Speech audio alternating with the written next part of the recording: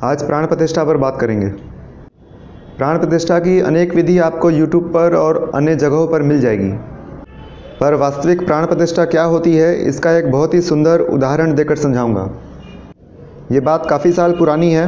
मेरे गुरुजी का शिविर लगा था जोधपुर में, और उसमें गुरुजी काली साधना के विषय में समझा रहे थे। उन्होंने बताया कि काली साधना अनेक विधि से की जाती है। उसमें एक शमशान वाली विधि भी होती है, जिसमें काली की साधना एक शव यानी मुर्दे के ऊपर बैठकर की जाती है, और इस विधि में सिद्धि निश्चित रूप से प्रथम बार में ही मिल जाती है। पर इस विधि में मुर्दे पर बैठकर जप करना जरूरी होता है। अब जो साधक इस शिविर में थे वो सभी इस साधना को करना चाहते थे, पर प्रत्येक साधक के लिए अलग शव की व्यवस्था करना संभव नहीं था, और ये बिल्कुल अनैतिक कार्य था। तो गुरुजी ने इस साधना को कैसे कराया वो सुनिए। सभी साधकों को प्लाईवुड यानी लकड़ी के टुकड़े दिए गए, जिस पर मानव की आकृति बनी हुई थी, और साधकों को उस प्लाईवुड पर बैठने का आदेश दिया गया। फिर गुरुजी ने कुछ विशेष मंत्रों को पढ़ना शुरू किया, और देखते ही देखते उस प्लाईवुड के टुकड़े में से दुर्गंध आने लग गई। उस पूरे वातावरण में दुर्गंध आने लगी, और उस शिविर स्थल के ऊपर आकाश में सैकड़ों चील और गिद्ध मंडराने लग गए। तो ऐसा इसलिए हुआ क्योंकि उस प्लाईवुड के लकड़ी के टुकड़ों पर गुरुजी ने मुर्दे की प्राण प्रतिष्ठा कर दी थी। देखने में तो वो लकड़ी का टुकड़ा ही लग रहा था, पर इसमें प्राण प्रतिष्ठा की वजह से मुर्दे की गंध और मुर्दे का ही पूरा प्रभाव आ चुका था, जिसकी वजह से चील और गिद्ध आसपास मंडराने लग गए थे। तो ये होती है वास्तविक प्राण प्रतिष्ठा, जो एक सामान्य व्यक्ति के बस की बात नहीं है। वास्तविक प्राण प्रतिष्ठा केवल कुछ मंत्र पढ़ देने से कभी नहीं हो सकता, और एक सामान्य व्यक्ति या सामान्य साधक के द्वारा वास्तविक प्राण प्रतिष्ठा संभव ही नहीं है। अब क्यों नहीं है ये आप स्वयं विचार कीजिए कि जब आपके 10 या 20 बार या 100 बार जप करने से, आपके आह्वान करने से कोई देवी देवता के, अप्सरा, यक्षिणी, लक्ष्मी या भैरव आदि के सपने में भी दर्शन नहीं होते हैं, तो 1 माला 2 माला जप करके आप उस देवी या देवता को यंत्र में कैसे स्थापित कर सकते हैं? आपके बुलाने से सपने में तो आ नहीं रहे हैं, तो यंत्र में कैसे एकदम से आ जाएंगे? आपका उस शक्ति से, उस देवी देवता से कोई कनेक्शन ही नहीं है, तो आप उसकी ऊर्जा को, उसकी एनर्जी को केवल 4 मंत्र पढ़ देने से यंत्र में कैसे ट्रांसफ़र कर सकेंगे? दीक्षा या सिद्धि ट्रांसफ़र के लिए तो आप लोग यहाँ वहाँ चैनलों को मैसेज करते रहते हैं, और यंत्र में एनर्जी ट्रांसफ़र अपने आप किए जा रहे हैं। प्राण प्रतिष्ठा क्या है? ये भी एनर्जी ट्रांसफ़र ही तो है। जब प्राण ऊर्जा यंत्र में प्रवाहित करते हैं तो प्राण प्रतिष्ठा होती है, और यही प्राण ऊर्जा जब किसी व्यक्ति में ट्रांसफ़र करते हैं तो उसे दीक्षा कहा जाता है या शक्तिपात कहा जाता है। प्राण प्रतिष्ठा वही कर सकता है जिसने अपने प्राण तत्व का स्पर्श करा हो, जिसकी कुंडलिनी के चक्र जागृत हो, जिसने पहले किसी मंत्र की सिद्धि करी हो, या जिसने अपने इष्ट के मंत्र का बहुत अधिक संख्या में जप कर उनकी पूर्ण कृपा प्राप्त करी हो। अभी आपको अपनी कुंडलिनी का को तो कुछ पता नहीं, ध्यान आपका लगता नहीं, मूलाधार चक्र भी जागृत नहीं है, 4 घंटे आप स्थिर होकर के आसन पर बैठ नहीं सकते, और 10 मिनट में 1-2 माला जप करके आप प्राण प्रतिष्ठा करने लग जाते हैं। और फिर साधना करेंगे और सफलता नहीं मिलेगी तो फिर कहेंगे कि मंत्र वंत्र कुछ नहीं होता, सब ढोंग है, पाखंड है। कहाँ से मिलेगी सफलता? आपका सिस्टम ही गलत है, आप शुरुआत ही गलत कर रहे हैं।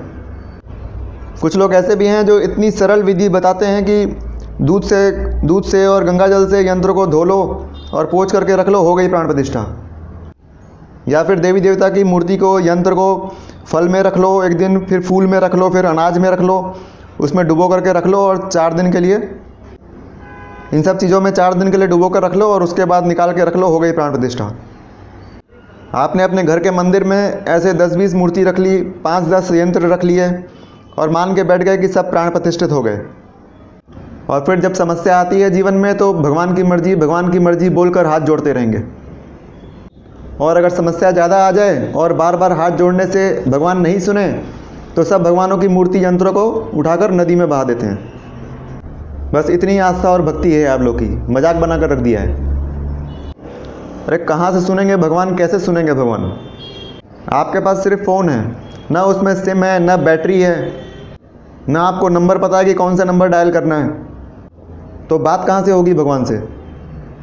खाली फ़ोन से तो कुछ नहीं होगा ना, सारी चीज़ें परफेक्ट होनी चाहिए। तो वास्तविक प्राण प्रतिष्ठा क्या है और कौन कर सकता है ये मैंने बता दिया है, लेकिन जो अन्य विधियाँ हैं क्या वो सब गलत हैं? नहीं, वो गलत नहीं है, पर वो रास्ता अलग है। वो आस्था और भक्ति का रास्ता है। आपकी आस्था भी किसी भी मूर्ति या यंत्र में प्राण डाल सकती है, पर उसमें समय कितना लगेगा ये कोई नहीं कह सकता। उसमें महीना लग सकता है, साल लग सकते हैं, 10 साल भी लग सकते हैं। ये सब आपकी आस्था और भक्ति पर डिपेंड करता है। तो प्राण प्रतिष्ठा से तो यहाँ तक देखा गया है मैंने कि अगर हकीक माला या स्फटिक माला के बदले प्लास्टिक या कांच की माला पर भी प्राण प्रतिष्ठा कर दी जाए तो वो भी 100% काम करने लगती है। ये मेरा स्वयं का अनुभव है। मेरे गुरुजी ने मुझे एक बार एक साधना के लिए जिसमें हकीक माला की आवश्यकता थी, उसमें उन्होंने मुझे चीनी मिट्टी के मनकों की माला प्राण प्रतिष्ठित करके दी, और मैंने जब उस माला से साधना करी तो मुझे पूर्ण सफलता मिली। तो ये सारा खेल प्राण प्रतिष्ठा का है। मुझे अपने गुरु पर पूर्णतः विश्वास था, तो मैंने उनसे कोई सवाल नहीं करा कि इस साधना में तो हकीक माला की आवश्यकता है और आप मुझे चीनी मिट्टी की माला दे रहे हैं। अगर आपको अपने गुरु पर संदेह है, उनकी विधि पर संदेह है, तो आप चाहे कहीं से 10,000 की ओरिजिनल माला भी ले लेंगे तो भी कोई फ़ायदा नहीं होगा। प्राण प्रतिष्ठित यंत्र रखने से तो कुछ साधकों को बिना साधना के भी अनुभव हो जाते हैं। अगर आप किसी कारण से प्राण प्रतिष्ठित यंत्र नहीं ले पा रहे हैं तो इसका दूसरा उपाय मैं आपको बता देता हूँ। आप सामान्य यंत्र रखकर साधना शुरू कर दीजिए। समय अधिक लगेगा, पर धीरे धीरे आपकी आस्था उसमें प्राण डाल देगी। और ऐसा सामान्य यंत्र रखकर उसके आगे उसके बीज मंत्र का 1.25 लाख जाप अवश्य करें।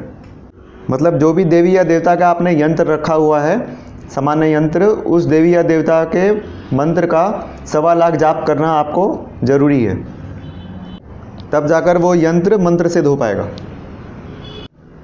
और अगर ये सब नहीं कर सकते, आप सीधे साधना करना चाहते हैं, तो फिर थोड़ी दक्षिणा खर्च करके किसी भी श्रेष्ठ साधक से प्राण प्रतिष्ठित यंत्र प्राप्त कर लें। फिर आपको 1.25 लाख जाप करने की आवश्यकता नहीं है, फिर आप सीधे ही अपनी साधना कर सकते हैं।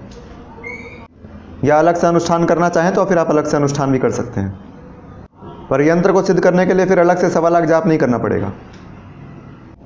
तो ये है प्राण प्रतिष्ठा की संपूर्ण जानकारी कि वास्तविक प्राण प्रतिष्ठा क्या है और कौन कर सकता है, ये मैंने बता दिया है। अगर आपको लगता है कि आप प्राण प्रतिष्ठा कर सकते हैं तो आप पहले खुद देख लीजिए कि आपकी कुंडलिनी कितनी जागृत है, कौन से चक्र एक्टिव हैं, आपने किसी मंत्र को सिद्ध करा है कि नहीं करा है, और जो भी पॉइंट्स मैंने बताए हैं उनको चेक कीजिए। उसके बाद ही आप प्राण प्रतिष्ठा का विचार कीजिए। तो ज़रूरी नहीं है कि आप सभी मेरी बातों से सहमत ही हों।